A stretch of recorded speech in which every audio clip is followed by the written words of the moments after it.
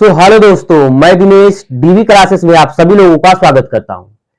आज से हम लोग स्टार्ट करेंगे क्लास 10 का रसायन विज्ञान और बहुत ही बेहतरीन तरीके से आप लोगों को बताएंगे आज। जो कि आइए देखते, चैप्टर का नाम है रासायनिक अभिक्रियाएं एवं समीकरण। पहला चैप्टर है, चैप्टर का नाम रासायनिक अभिक्रियाएं एवं समीकरण। अब देखो, तो चैप्टर का नाम ही है रासायनिक अभिक्रियाएं, तो इसके अंतर्गत केवल हमको रासायनिक अभिक्रियाएं के बारे में ही पढ़ना है। तो सबसे पहले तो हम यह जाने कि रासायनिक अभिक्रिया होती क्या चीज है। ठीक है, तो यदि देखा जाए तो हमारे वातावरण में, हमारे आसपास चारों तरफ लगातार कुछ न कुछ घटित होती रहती है, कुछ न कुछ घटनाएं परिवर्तन होती रहती है, कुछ न कुछ परिवर्तन जो है वो होते रहते हैं। ठीक है, कुछ न कुछ घटनाएं वो घटित होती रहती है। जैसे अब परिवर्तन भी दो प्रकार के, एक होता है भौतिक परिवर्तन और एक होता है रासायनिक परिवर्तन। परिवर्तन लगातार होता रहता है, हमेशा परिवर्तन होता रहता है। तो परिवर्तन भी दो प्रकार का, एक भौतिक परिवर्तन, एक रासायनिक परिवर्तन। और जो अगर भौतिक परिवर्तन की बात किया जाए, जैसे कि उसके द्रव्यमान में आप परिवर्तन कर रहे हैं, जैसे यही है पदार्थ, ये पदार्थ है, यदि इस पदार्थ को तोड़ दिया जाए या तो इसको तोड़कर कम कर दिया जाए, तो यहां पे हम लोग क्या करें, इसके द्रव्यमान में परिवर्तन कर रहे हैं, इसके आकार में परिवर्तन कर रहे हैं। ठीक है, यदि किसी पदार्थ के आयतन में आप परिवर्तन कर रहे हैं तो ऐसा परिवर्तन कहलाता है भौतिक परिवर्तन। ठीक है, ऐसा परिवर्तन क्या कहलाता है, भौतिक परिवर्तन। और यदि रासायनिक परिवर्तन की बात किया जाए तो रासायनिक परिवर्तन क्या चीज होता है, रासायनिक परिवर्तन में यह होता है कि आखिरकार कोई पदार्थ बनता कैसे है, किसी भी पदार्थ के कणों का संगठन, मतलब कोई भी पदार्थ बनाया जाता है, उसमें जो कण होते हैं वो कैसे जुड़ते हैं, उनके जुड़ने का क्रम क्या है। तो यह सभी अर्थात पदार्थों के कणों का संगठन जो होता है वह आपका रासायनिक परिवर्तन। ठीक है, तो उसके प्रकृति के बारे में कि उसका नेचर कैसा है, आखिरकार पहले पदार्थ कैसा था और बनने के बाद वो पदार्थ हो कैसा रहा है। तो यह सभी डिपेंड करता है किस पे, आपका रासायनिक परिवर्तन। और रासायनिक परिवर्तन ही क्या कहलाता है, रासायनिक अभिक्रिया। तो अब रासायनिक अभिक्रिया क्या चीज होता है, जैसे कि कोई दो पदार्थ, आप एक या एक से अधिक पदार्थ आप ले रहे हैं, एक या एक से अधिक पदार्थ को मिलाकर, अब उन दोनों को मिलाकर उन दोनों पदार्थों के कणों का संगठन हो रहा है और उन दोनों पदार्थों को मिलाकर एक नए पदार्थ का निर्माण कर रहे हैं, एक या एक से अधिक नए पदार्थ का निर्माण कर रहे हैं, तो उसे कहते हैं रासायनिक अभिक्रियाएं। जैसे आइए देखते हैं, जैसे जैसे मान लो कि कोई ए पदार्थ है और कोई बी पदार्थ है, ए और बी दो पदार्थ है। अब इन दोनों पदार्थों को मिलाने के बाद अब यह दोनों पदार्थ आपस में क्रिया करेंगे, आपस में क्रिया करने के बाद मान लो कि सी और सी डी पदार्थ बना रहे हैं। तो क्या दो या दो से अधिक पदार्थ या एक से अधिक पदार्थ मिलकर मिलकर या परस्पर क्रिया करके, परस्पर क्रिया करके मतलब एक दूसरे से क्रिया करके ये सी और डी मतलब एक नए पदार्थ का निर्माण करते हैं, तो उसे ही रासायनिक क्रियाएं कहते हैं।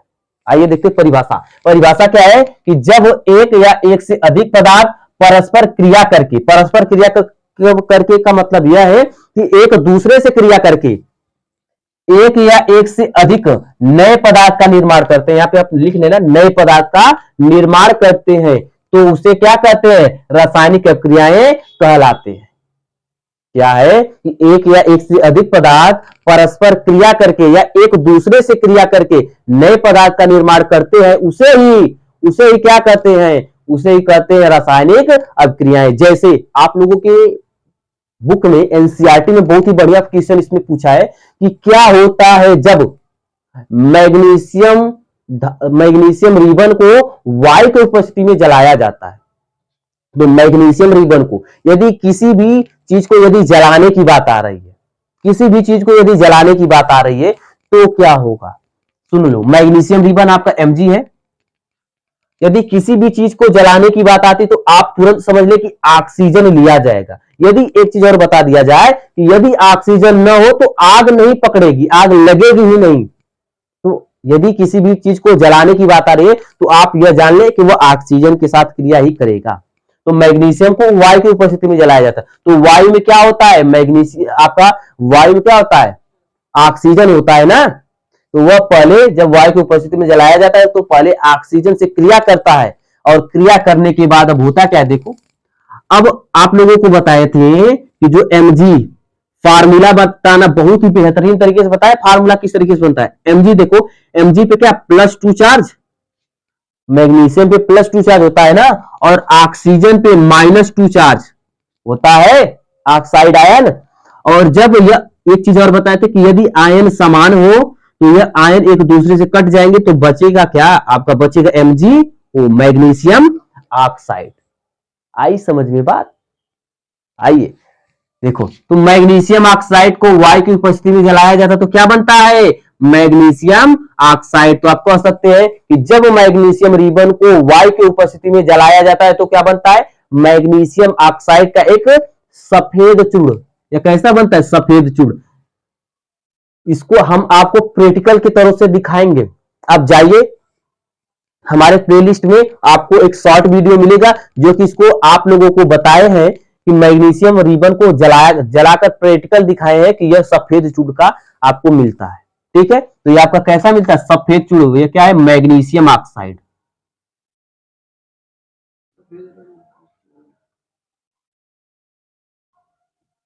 Magnesium oxide. अब मैग्नीशियम ऑक्साइड का यह क्या सफेद चूर्ण प्राप्त होता है।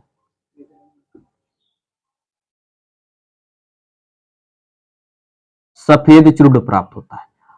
अब सफेद चूर्ण, देखो चूर्ण का मतलब होता है पाउडर, पाउडर फॉर्म आपको प्राप्त होता है।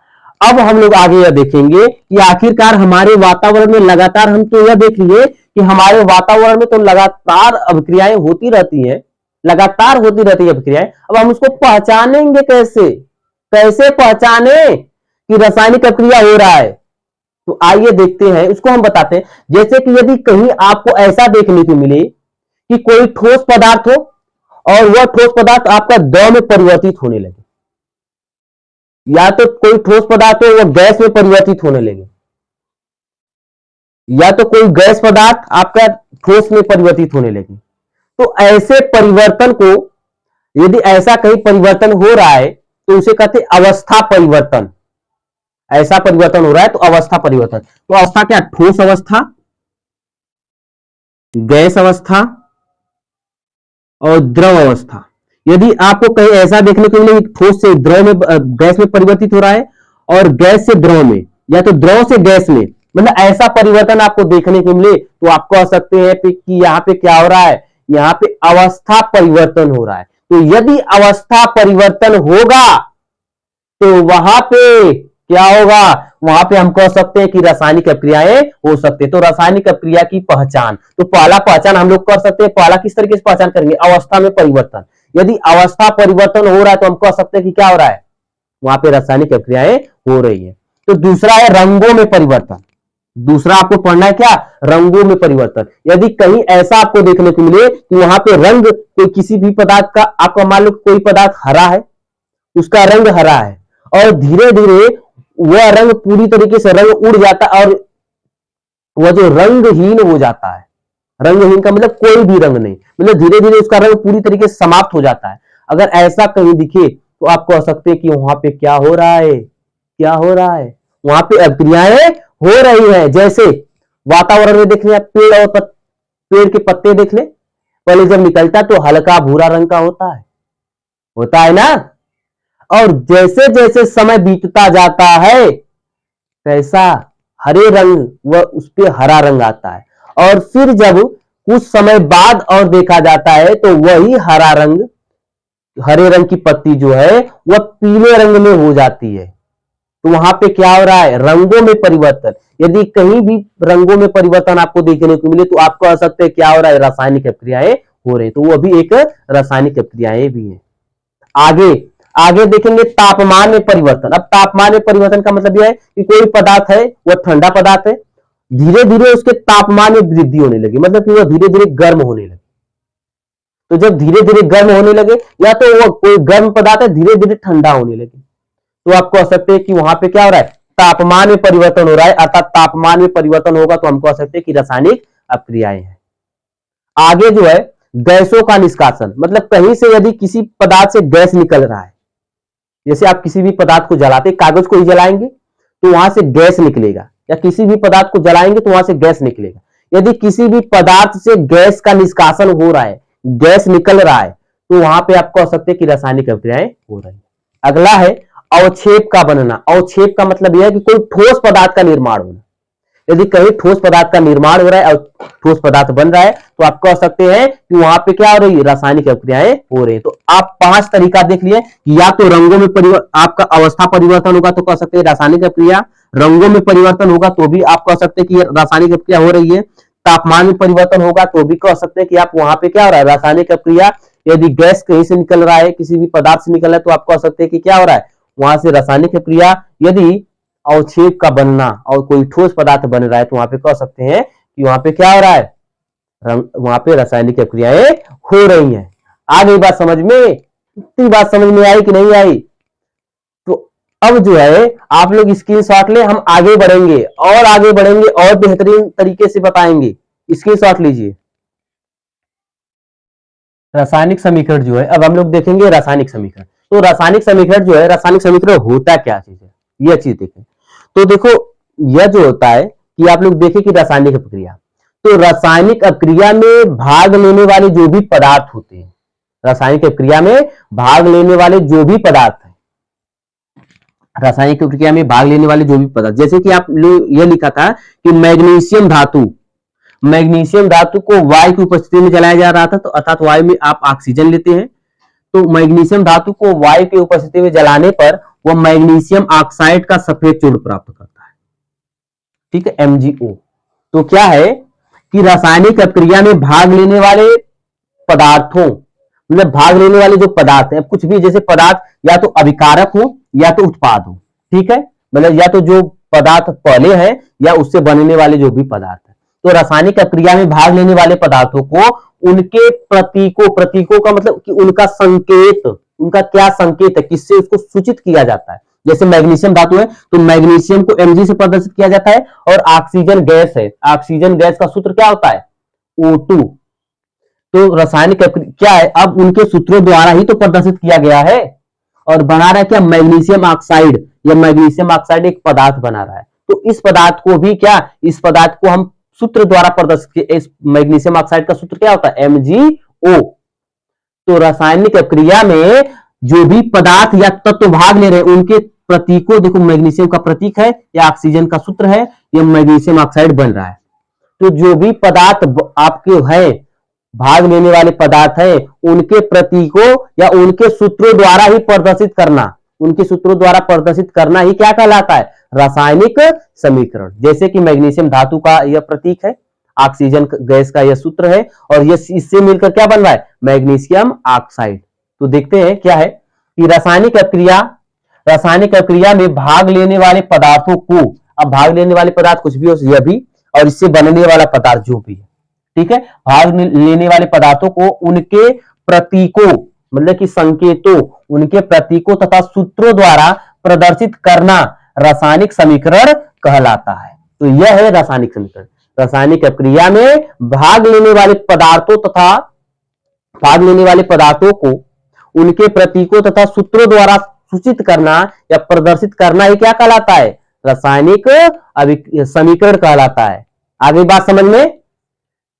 आ गई कि नहीं आ गई? तो उम्मीद है आप लोगों को यह वीडियो पसंद आई होगी, क्योंकि चैप्टर का नाम जो था उसमें हम लोग देख लिए।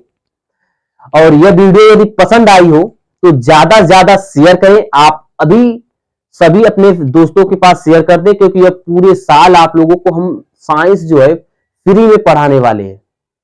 और वीडियो पसंद आई हो तो लाइक करें, कमेंट करें, और अभी तक हमारे चैनल को सब्सक्राइब नहीं किए तो कृपया चैनल को सब्सक्राइब कर ले। फिर मिलते हैं एक नए वीडियो के साथ। धन्यवाद।